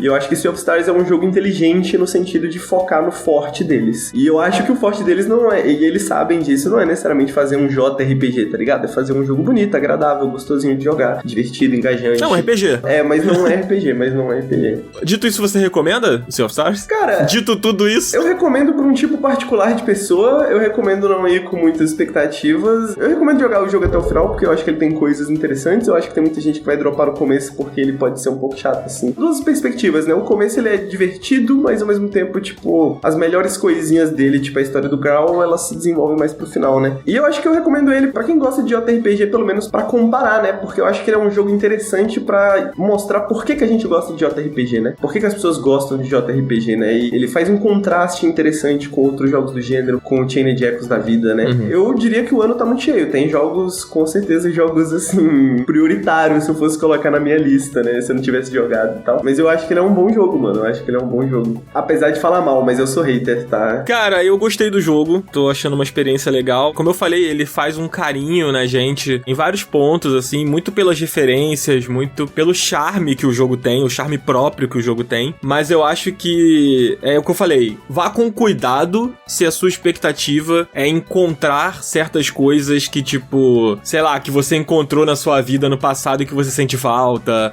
Ele não é um sucessor espiritual do Chrono Trigger. Ele não tem que ser visto dessa forma se você quer jogar o jogo e curtir o jogo. Se você for com esse sentimento, você vai se decepcionar. E você provavelmente não vai gostar. Principalmente se você tá pensando em comprar o jogo. Agora, sei lá, se você é assinante do Game Pass ou se você é assinante lá da PS Plus Extra, o jogo tá lá pra você jogar, né? Então, se você já tá pagando esse serviço, você vai ter acesso ao jogo sem precisar gastar nada, porque ele tá nesses serviços. E aí, eu acho que vale você mergulhar com o coração aberto da maneira como você quiser, sabe? Mas se você tá pensando em comprar o jogo pra jogar, sei lá, você tem um Nintendo Switch, você quer jogar no Switch, eu acho que você tem que dosar as suas expectativas, assim. Por experiência própria, eu não fui com essas expectativas dosadas, eu fui alimentando o hype nesse jogo nos últimos anos, desde que ele foi anunciado. E, cara, toda vez que aparecia um tweet ou uma postagem no Instagram dos caras, mostrando lá o visual, mostrando não sei o quê, eu só alimentava esse meu desejo desejo de, tipo, reencontrar o sentimento que eu tinha com esses jogos que eu amo tanto, como o Secret of Mana, que eu já citei, ou o próprio Chrono Trigger, assim. Você vai achar coisas que flertam com esses jogos, mas você não vai achar esses jogos em Sea of Stars, entendeu? É isso, é um jogo legal dentro do que ele se propõe, só que a proposta dele não é exatamente o que as pessoas estão comentando que ele é, ou o que as pessoas estavam esperando que ele fosse, sabe? Então, você tem que esperar um jogo de RPG, com elementos de ação, com visual retrô e etc, uma vibe clássica, mas ele não é como aqueles jogos, eu acho que é isso, entendeu? Mas vale a pena, é um jogo legal, eu gostei até onde eu fui, eu pretendo terminar, inclusive, é um dos jogos que eu tô gostando de jogar esse ano, assim, e é isso, o fato dele estar no Game Pass, etc, é uma barreira a menos pra quem é um assinante, ou pra quem tem um Xbox aí, provavelmente assina Game Pass, por exemplo, ou pra quem tem um da PC Sony que não lá. roda Starfield. Olha aí.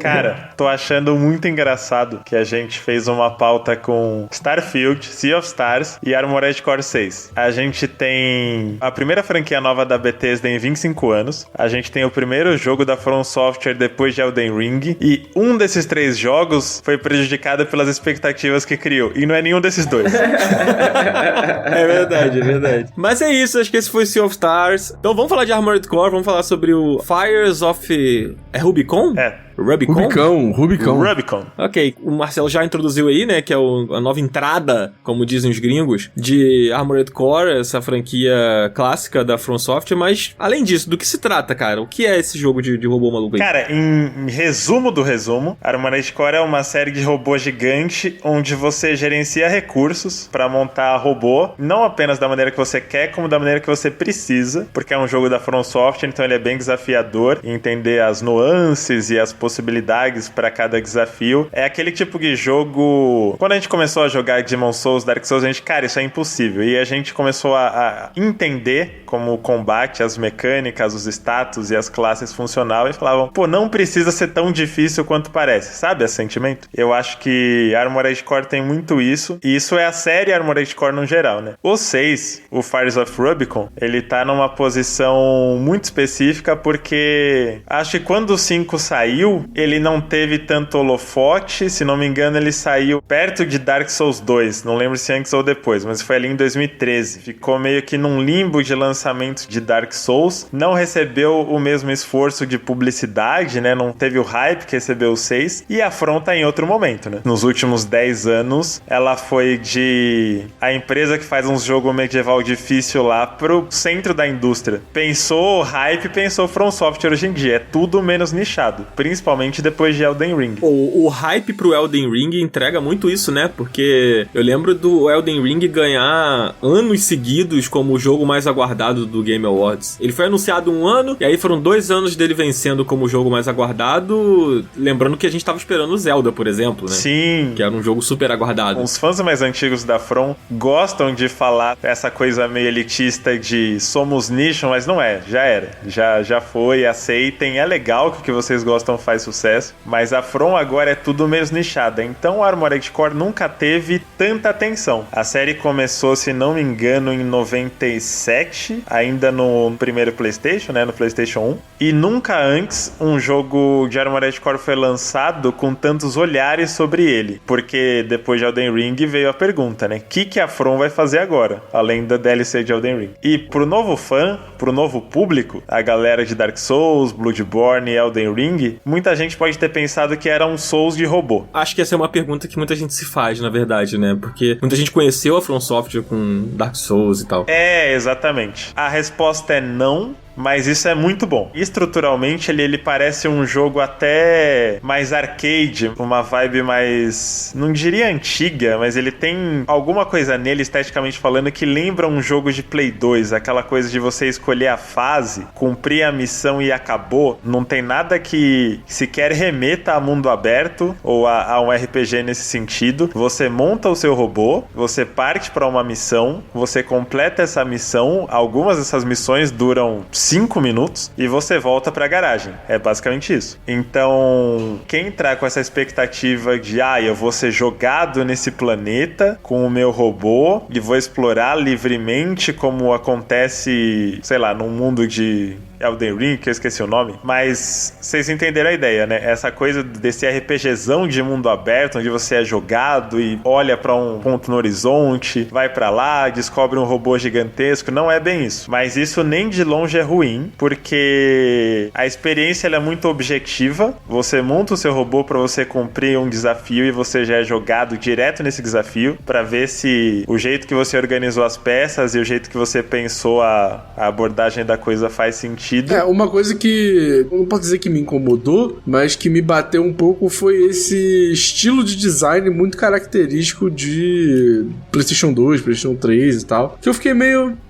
legal, bacana, mas eu acho que essa época já passou pra mim, assim, pelo menos, sabe? Então, eu acho que o jogo, ele pode parecer menos, ele pode parecer muito pouco, pra quem olha pra ele e pensa, minha nossa, é o jogo da From pós Elden Ring, em vez de pensar, tem um novo Armored Core pra gerações atuais, sabe? Eu acho que é mais nessa linha. O que eu acho que o jogo faz muito bem, dentro dessa estrutura que é mais limitada? Ele dá muito foco na customização, eu acho que as missões são muito frenéticas, elas são muito ágeis, são muito intensas. O jogo é difícil, ele é bem desafiador. É difícil pra caralho, tá? Assim, é muito difícil. Dizem que o Daniel tá no primeiro chefe até hoje. Mas é aquela coisa, ele te maltrata pra te dar uma lição. Ele fala, tá fazendo errado. Desinstala o jogo aí, hein?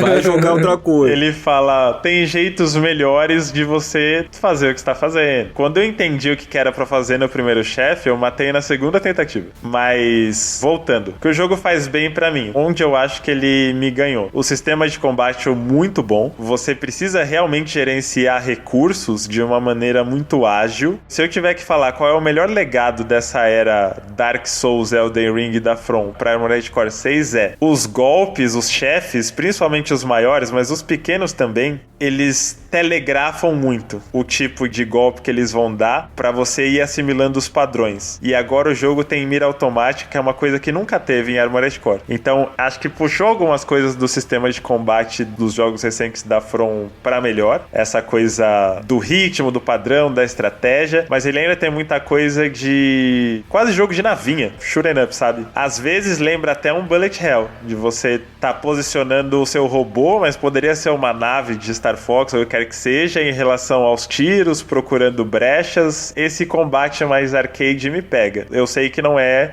o que boa parte das pessoas vai estar procurando, mas eu gosto e eu sinto falta de jogos de grande orçamento com essa vibe, assim. Até no último episódio a gente falou um pouco sobre isso, né? Quando você falou do que sente falta dos jogos de navinha, né? Sim, total. Eu acho que a Armored Core preenche esse espaço e é o que o Cardoso falou. Pra muita gente vai parecer bem datado, mas ao mesmo tempo... Quando foi a última vez que um jogo com uma estética mais arcade, com esse tipo de propósito, foi feito com um orçamento desse tamanho? Isso eu acho que é bem interessante. Pra quem tem essa nostalgia, né? Pra quem sente essa ausência. E ele, por incrível que pareça, também faz outra coisa que a From faz muito bem, que é contar histórias nas entrelinhas. Tipo, você tá nesse planeta chamado Rubicon, você é um caçador de recompensa, um mercenário, basicamente, que rouba a identidade de um dos robôs ali pra começar a realizar missões nesse planeta pra algumas empresas. Você é um mercenário freela. Mercenário meio.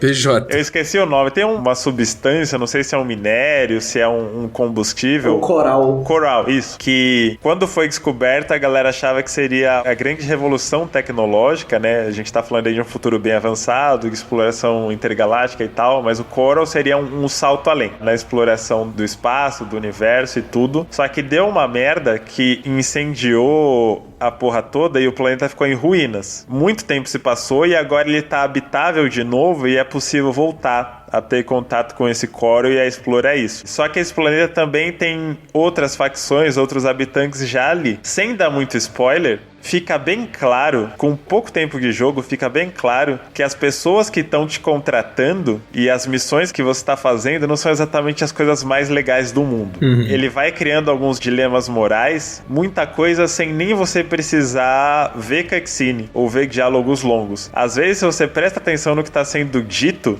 pelo contratante, pelos seus companheiros, pelas pessoas com quem você está lutando durante o jogo, você começa a pescar algumas coisas que te deixam meio cabreira, assim. Isso eu achei muito legal também. Não sei qual foi a impressão do Henrique, vocês jogaram também? Eu joguei muito pouco, cara, mas quero ouvir do Henrique. Eu tô no New Game Plus, não queria falar muito pra não estender muito o podcast, mas eu tô no New Game Plus, concordo com tudo que o Marcelo falou. Eu não sou muito fã da From Software de maneira geral, né, mas eu me engajei muito mais na história do Armored Core do que dos outros jogos, assim. Eu sinto que ele se esforça um pouquinho mais, assim, pra te trazer pra dentro, assim, até pela estrutura do jogo funciona, né? Tipo, tem missão, aí tem diálogozinho antes, tem diálogozinho depois, tem diálogozinho durante a missão. Então, tipo, a maneira que ele vai construindo aos pedacinhos, assim, é muito, muito maneira. E eu nunca tinha jogado o Armored Core, também não sou necessariamente o maior fã da From Software, mas eu me apaixonei por esse jogo, cara. Tipo assim, muito, muito, muito, muito mesmo. A movimentação do mecha é uma coisa que vai ficar marcada, assim, porque eu sonhei 2 dias seguidos, assim, movimentando o mecha, sabe? Porque é tão gostoso, cara. E acho que é bem essa vibe que o Marcelo estava falando de ser uma parada meio arcade, assim, sabe? Pô, é gostoso movimentar, é gostoso fazer as coisas, as missões são curtas, tem missão que dura,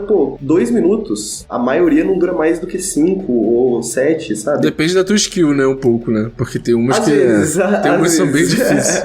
Tem umas que são bem difíceis. Eu tive um momento com o Balteus que eu passei 5 horas pra derrotar o Balteus, que é o chefe do primeiro capítulo. Aí, depois dele, eu passei o resto do jogo traumatizado, esperando que eu ia encontrar um chefe tão difícil quanto ele, mas é bem o que o Marcelo falou, assim, tipo, depois que eu enfrentei o Balteus, eu acho que o jogo clicou e eu entendi, assim, eu tenho que mudar minha build, eu tenho que mudar meu mecha, eu tenho que pensar em mais outras possibilidades, né? É síndrome de Estocolmo que chama isso aí que você tá falando. Também, mas depois do Balteus também libera mais peças, né? E você tem mais espaço, assim, pra essa autoexpressão, pra você brincar com coisas e com builds. E aí eu acho que foi isso. Depois do Balteus nunca mais eu travei tanto, porque depois do Balteus ok, o que eu preciso? Tenho 2 milhões na conta, vou comprar isso aqui, vou testar. E é isso, funciona, né? Então, acho que essa que é uma coisa que me pegou, assim, que no Elden Ring, talvez eu tenha jogado da maneira errada, mas eu gostava muito da espada grande, né? Aí eu falei, vou jogar com a espada grande. Aí chegou uns momentos que eu simplesmente não conseguia fazer absolutamente nada, assim. Agora no Armored Core é tão simples e é tão gostosinho, assim, mudar e testar coisas novas, experimentar, e depois você vai na missão, e a missão é 90 segundos, é rapidinho, que eu experimentei mais e,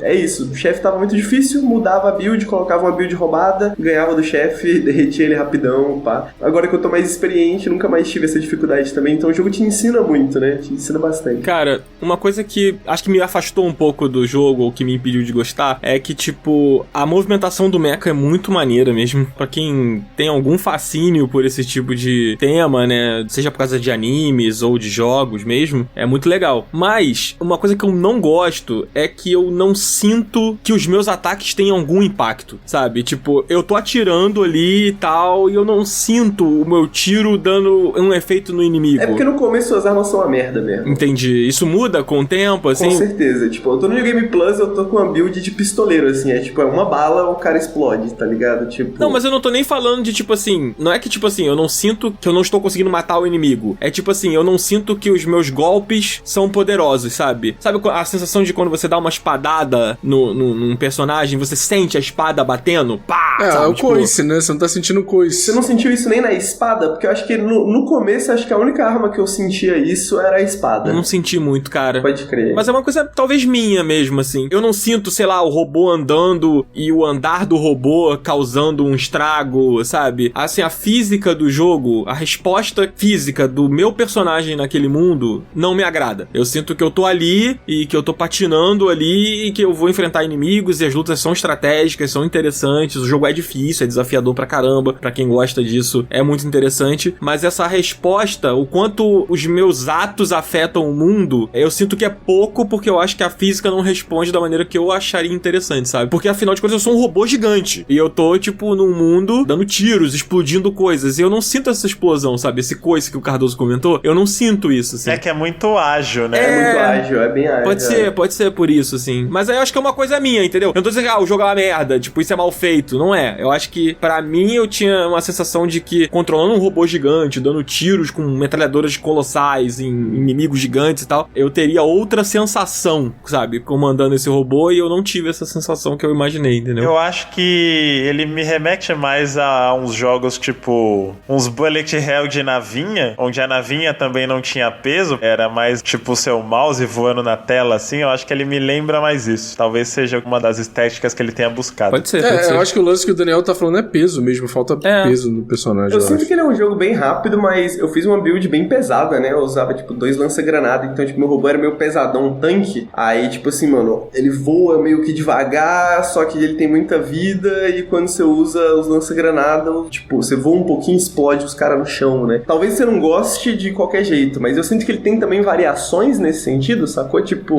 você vai sentir bastante a diferença entre um mecha muito leve e um mecha muito pesado, sacou? Tipo, o mecha muito leve, ele faz, tipo, zip, zip, zip, zip, ele fica dando boost o tempo inteiro, assim, ele vai pra frente muito rápido, ele é muito ágil. Agora um mecha mais pesado, você vai, tipo, ter mais problema com ele, assim, sacou? Então, entendi. Eu não vou dizer que vai resolver a sua questão com o jogo, né? Porque ele, de maneira geral, ele ainda é muito rápido, né?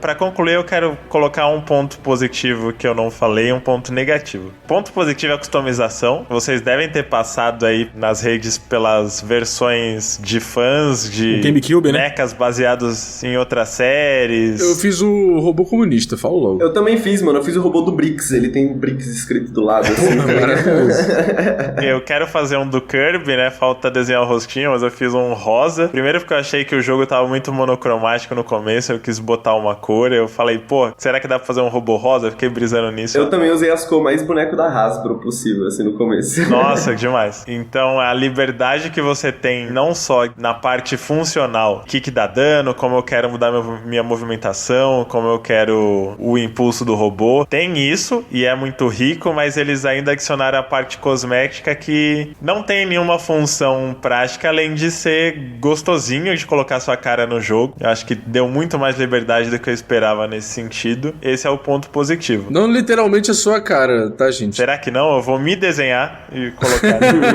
Dá pra desenhar formas, né? E coisas. Dá. Foi assim que fizeram a cara do Kirby, inclusive. Incrível. E aí, fechando com a parte negativa, cara, eu acho que a gente tá num momento em que não dá pro jogo ser tão pobre em opções de acessibilidade. Eu entendo que isso não é tão marcado nos jogos japoneses. Quando eu digo acessibilidade, não é que ser fácil ou difícil, é que ser acessível mesmo. De você ter esquemas de contraste de cor, de tamanho de fonte, sabe? De opção de áudio. As opções de Armored Core são muito limitadas nesse sentido. Eu não acho que é acessível, tipo, tem que ter um modo easy. Não, por mim, se os caras querem um jogo difícil, perfeito, tem seu público, tem sua demanda. Tanto é que tá voando na Steam o jogo. Mas, pô, eu tenho uma TV de 50 polegadas hoje, acho, tenho 4 graus de miopia. As letras, mano. Vai tomar no cu, que ódio disso também. Eu não consigo aumentar a fonte, velho. Não tem um tamanho pequeno, médio, grande. Eu não consigo prestar atenção no que os caras falam durante o combate. Eu também não, cara. Tipo, eu dependo das legendas, então são legendas brancas, às vezes você tá em uma região de neve, por exemplo, você não tem opção de contraste, você não tem opção visual mesmo, né, pra pessoas com algum tipo de necessidade especial de contraste, pessoas daltônicas, coisas assim, não tem nada nesse sentido. Geralmente, quando a gente faz essa crítica, as pessoas falam, mas a Naughty Dog faz isso porque a gente tem esse debate aqui, mas os jogos japoneses é outra parada. Cara, não, a From Software, é o que eu falei, ela tá no centro da indústria. Tipo, o mundo pra jogar o que a From lança, principalmente depois de Elden Ring. Então, acho que já não é mais a gente que tem que se adaptar a ele, sabe? Não tem mais desculpa, né? Isso me doeu, porque tudo no jogo eu adoro. Ele pega certas pessoas mais ou menos, a gente viu aqui no próprio podcast, né? Acho que a proposta dele é muito específica, é uma coisa que eu queria e falo, é isso. Aí eu fico meio chateado que ainda tá muito defasado nesse sentido, né? De coisas que agora você vai ver o que tá sendo anunciado de acessibilidade pro Homem-Aranha 2, por exemplo. Eu acho que é um novo padrão, é uma nova norma. Quem não se adaptar tá defasado e a From tá defasada. Sim. Cara, eu sabia que eu não ia ter tempo de jogar muito o jogo, porque, né, eu ia jogar o Starfield e tal. Mas, cara, eu passei por isso, tipo, as mesmas questões de você, assim, eu tenho miopia, eu tenho uma televisão de 50 polegadas e tal, não sei o quê. E, cara, às vezes eu ia mexer no meu robô, eu tinha que levantar do meu sofá e ir lá na TV pra poder ver certinho o que eu tava mexendo, porque eu não tava conseguindo enxergar as letras. Porque as letras são muito pequenas, assim. Cara, é ridículo. Não tem a menor condição, assim. É muito ruim. E é isso. Feita essa ressalva... Mas vale a pena, Marcelo? Cara, pra mim, demais. Quando o jogo foi anunciado, eu, vou dar uma olhada porque é From Software, né? Mas não sei. E eu também não tinha jogado nada na série. Eu lembro de ter visto o primeiro na locadora, na época do Play 1, só que eu confundi muito esse jogo com outro chamado Space Griffon, que também era de robô. E fui fisgado. Quem entrar no jogo sabendo, não é um Souls de robô, vai de mente aberta, mas principalmente quem gosta do tema, quem gosta de entrar na brisa da customização e gosta de combate frenético, difícil assim, cara, dificilmente vocês vão achar algo melhor nos últimos anos. É muito polido, principalmente nas mecânicas de combate. Bom demais, cara. Acho que é isso, né? Falamos sobre os 3 jogos. A gente falou que não ia passar no tempo, passando pra caralho do tempo, como sempre. Pois é, eu sabia que com Starfield ia ficar foda a gente. É o GOT, né? Aí a gente acabou passando, não tem jeito. É isso, então. Acho que conseguimos falar bastante. A gente vai colocar a nossa enquetezinha aí sobre o One Piece. Eu tinha preparado aqui uma enquete pra falar sobre qual desses jogos a galera gosta mais, mas já que o Cardoso faz questão de falar de One Piece, então a gente faz essa enquete aí. Galera, vote, por favor, deixe seus comentários. Ó, a gente só vai fazer episódio de One Piece se a gente bater a meta que a gente ainda nem inventou, hein? Tô logo avisando. Exatamente. Mas, Henrique, muito obrigado, cara, por topar gravar com a gente em pleno feriado aqui, porque a gente tá gravando em pleno feriado. Muito obrigado, cara, por ter colado aqui com a gente. Deixa aí suas redes, deixa aí as redes do Nautilus, o que você quiser. E, por favor, volte sempre, cara. Imagina, um prazer passar o feriado com vocês. Eu vou deixar as redes do Nautilus, né? A gente tá no youtube.com/nautiluslink, twitch.tv/nautiluslink, twitter.com ou x.com/nautiluslink. Tamo no Instagram também, Nautiluslink. Tamo no TikTok, Nautiluslink. Então, se vocês quiserem procurar o nosso conteúdo lá, também tá lá. E, pô, muito obrigado pelo convite. Um prazer demais. Prazer demais. E tu não vai deixar suas redes porque você é low profile, é isso? Porque eu sou low profile, né? Porque se eu der muita opinião na internet, as pessoas me criticam. Então... Ser cancelado é foda, eu te entendo. Fechou então, vamos nessa, Marcelo? Vamos nessa, Cardoso? Bora lá. Nessa. Bora que tem uma piscina me esperando aqui. Ih, caraca, bom esculacho, mano. Só porque eu tô em São Paulo, essa cidade que não tem nem... Alegria. É, só tem fuligem. Vou construir uma piscina no Starfield. Põe uma jacuzzi em cima do seu prédio. Exato. Que nem a Dora Figueiredo, vou construir uma jacuzzi sem pedir permissão pra ninguém. Bom, então boa reforma no apartamento alugado de vocês. Bom feriado também. E é isso aí. Semana que vem a gente tá de volta com mais um episódio. Em breve tem programa cheio de Starfield, então fiquem ligados aí. Não deixa de clicar no sininho pra receber notificação do Spotify, se o Spotify é o seu agregador favorito. E também deixar aí 5 estrelas pra gente poder subir a nossa média aí, que tá subindo devagar, mas tá subindo. A gente um dia chega nos 5 estrelas. Valeu, gente. Até semana que vem. Valeu. Falou. Nóis. Tchau, tchau. Valeu, tchau, tchau.